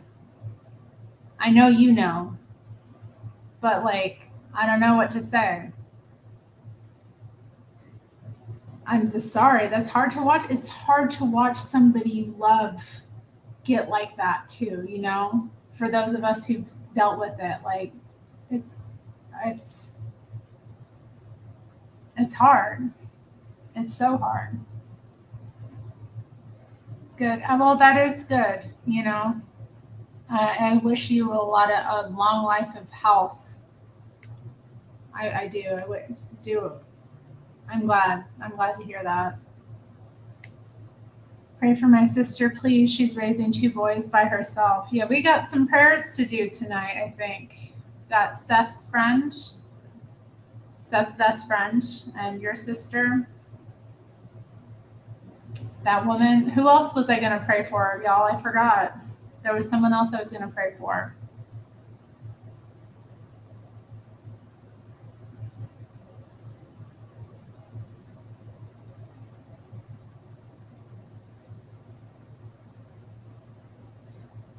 Remember, thinking about it as this, seeing it as a sin. It's a a sin against the body. You know, it leads to death. Gluttony is very serious.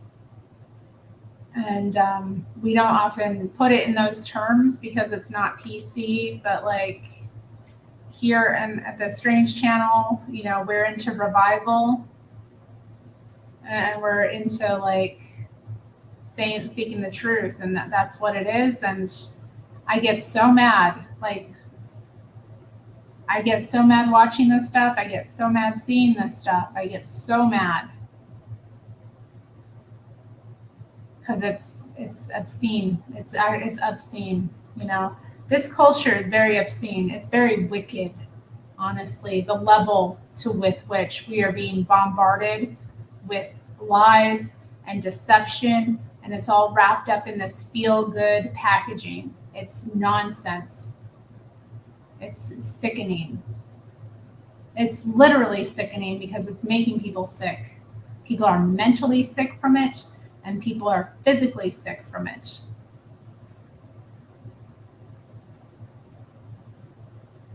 Well, I'm not going along with it.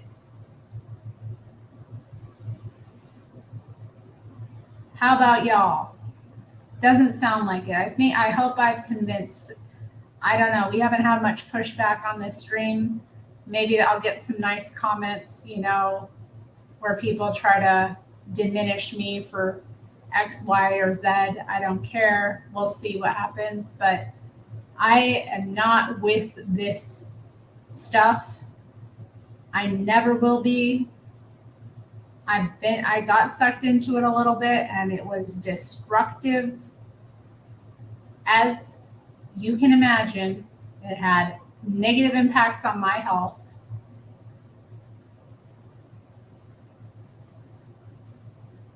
And my physicality, you know. I wonder where my knees would be right now. Like, would I have more mobility right now if I hadn't been obese? You know, I have to like live with that. I have to like think about that sometimes. Like, I'm in this mobility device. I can't walk now. And it's like, would it have been as bad? Would this condition that I developed would I have even developed this condition if I hadn't been fat? I don't think so. I do not think so. I honestly don't. Like, if I had been real, if I had been eating properly, taking care of myself, this wouldn't have happened. None of it. So I am a victim of it myself. And so I can't. I can't. I cannot. All right, I'm done, y'all. Okay, I could go off. I could probably go off another few hours about this, honestly. I am convicted in my spirit about it. It's on my heart. If you are fat, I don't think less of you as a person. We'll just put that out there. It doesn't diminish you. It doesn't diminish your worth or value as a human being. And my hope and prayer for you is that you will listen to what I've said and figure out a way that's going to work for you to lose weight. And if you need advice and you're serious, hit me up.